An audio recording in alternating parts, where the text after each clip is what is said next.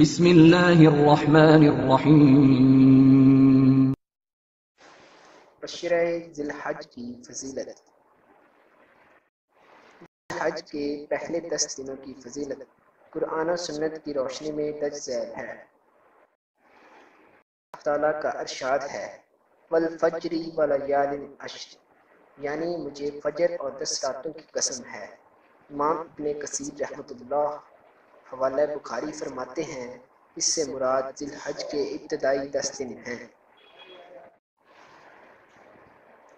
سیدنا ابن عباس رضی اللہ عنہ سے مروی ہے کہ رسول اللہ صلی اللہ علیہ وسلم نے فرمایا ان 10 دنوں میں اللہ تعالیٰ کو عمل صالح بہت پسند ہے۔ آپ صلی اللہ علیہ وسلم سے پوچھا گیا کیا جہاد فی سبیل اللہ سے بھی زیادہ یہ دن پسند ہیں؟ تو آپ صلی اللہ علیہ وسلم نے فرمایا ہاں، یہ دن جہاد فی سبیل اللہ سے بھی بہتر ہیں، سوائے اس شخص کے جو اپنے مال اور جان کو لے کر نکلے اور کسی چیز کو واپس لے کر نہ آئے۔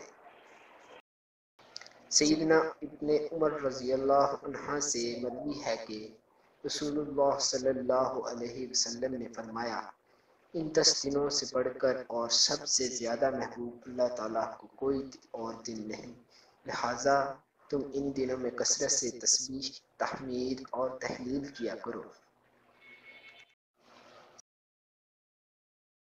سعید بن جبیر فرماتے ہیں کہ سیدنا ابن عباس رضی اللہ عنہ کے مطابق رسول اللہ صلی اللہ علیہ وسلم ان ایام میں عشرہ میں سخت ترین محنت سے عمل صالح فرماتے تھے۔